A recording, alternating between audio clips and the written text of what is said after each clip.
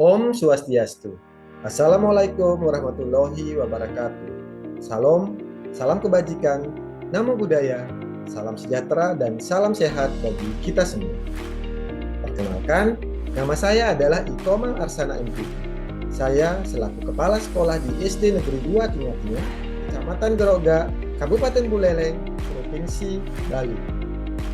Pada kesempatan yang berbahagia ini, saya akan berbagi praktik baik yang berjudul Strategi Prepare dengan Alur Merdeka untuk meningkatkan kemampuan guru dalam penerapan pembelajaran berdiferensiasi di SD Negeri 2 Tingah-Tingah. Sebagai pelaksana program Sekolah Penggerak atau PSP Angkatan 1 tahun 2021, kami SD Negeri 2 Tingah-Tingah wajib melaksanakan pembelajaran paradigma baru yang di dalamnya adalah tentang pembelajaran berdiferensiasi. Hal ini adalah menjadi fokus kami karena pembelajaran berdiferensiasi adalah salah satu cara untuk membantu semua peserta didik dalam belajar.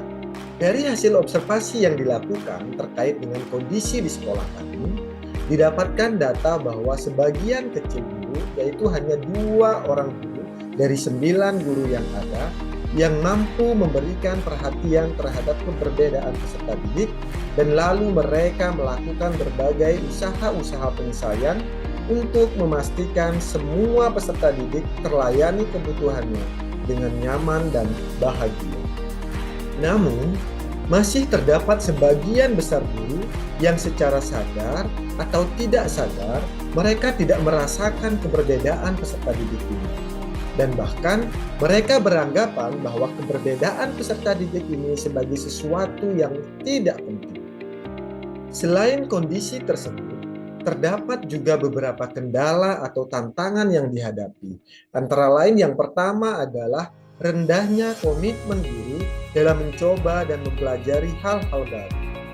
Yang kedua adalah pemahaman guru tentang pembelajaran berdiferensiasi masih sangat dangkal. Kemudian yang ketiga adalah sarana dan prasarana sekolah yang belum sepenuhnya mendukung penerapan pembelajaran berdiferensiasi. Dan yang keempat adalah rendahnya kemampuan guru dalam penggunaan media pembelajaran berbasis TIK dan juga penerapan model-model pembelajaran yang inovatif.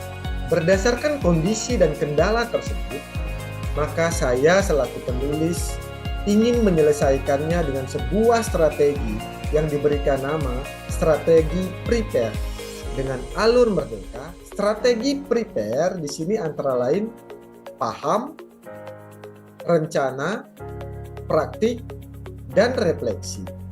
Sedangkan Alur Merdeka yang dimaksud di sini antara lain yang pertama adalah mulai dari diri, eksplorasi konsep, ruang kolaborasi, demonstrasi kontekstual, elaborasi pemahaman, koneksi antar materi, dan yang terakhir adalah aksi nyata. Pada tahap yang pertama, yaitu tahap paham, guru diberikan pemahaman mendalam tentang bagaimana pembelajaran berdiferensiasi itu dengan menggunakan alur merdeka di sini, yaitu mulai dari diri dan eksplorasi konsep.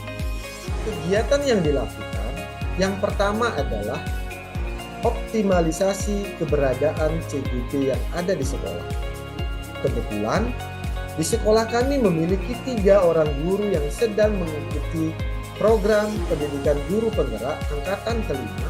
Mereka diberdayakan untuk memberikan pengimbasan atau sebagai tutor sebaya kepada rekan-rekan guru yang lainnya terkait dengan materi pembelajaran berdiferensiasi yang sudah mereka dapatkan ketika mereka mengikuti kegiatan pendidikan guru penggerak. Kegiatan yang kedua yang dilakukan adalah kegiatan sharing session terkait dengan materi pembelajaran berdiferensiasi yang diisi oleh saya sendiri bersama dengan pengajar-pengajar praktik lainnya yang sedang melakukan pendampingan terhadap 3 CGP yang ada di sekolah kami.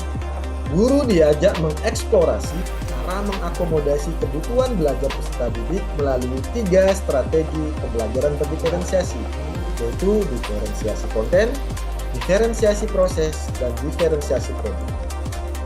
Dan mereka juga diajak berdiskusi tentang contoh-contoh praktik baik pembelajaran berdiferensiasi melalui eksplorasi berbagai kasus pembelajaran yang banyak ditemui dalam praktek pembelajaran sehari-hari di kelas ataupun di sekolah.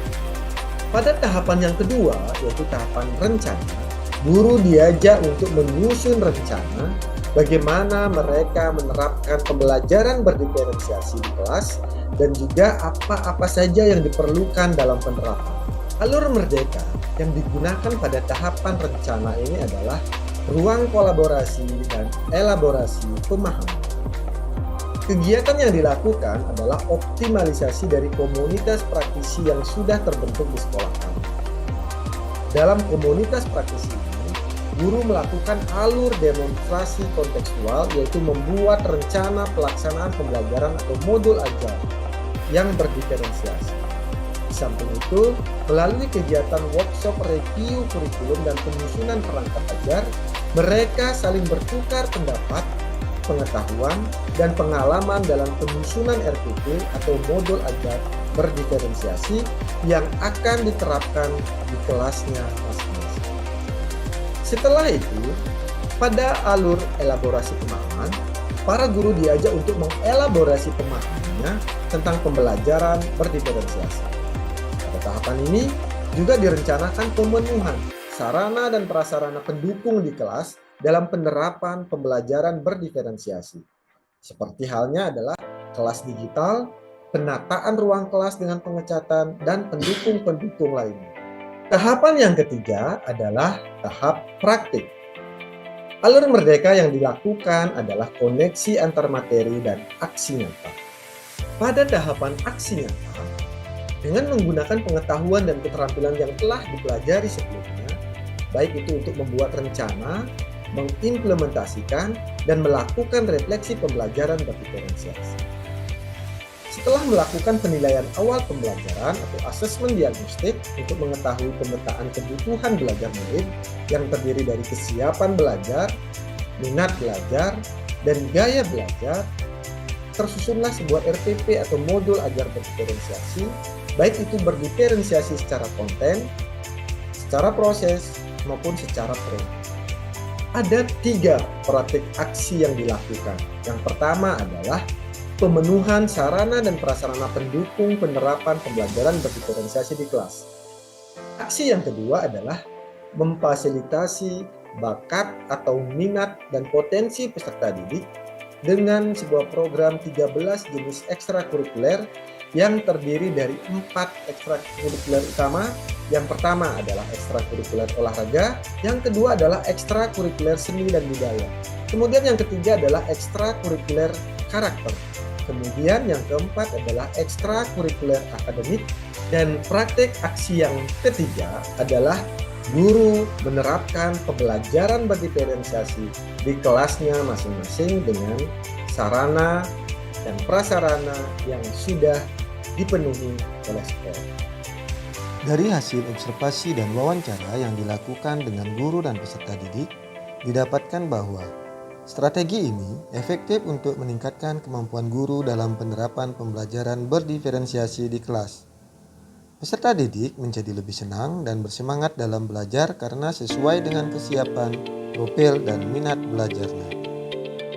Sarana dan prasarana sekolah serta penataan ruang kelas pun menjadi lebih baik sebagai pendukung penerapan pembelajaran berdiferensiasi di kelas.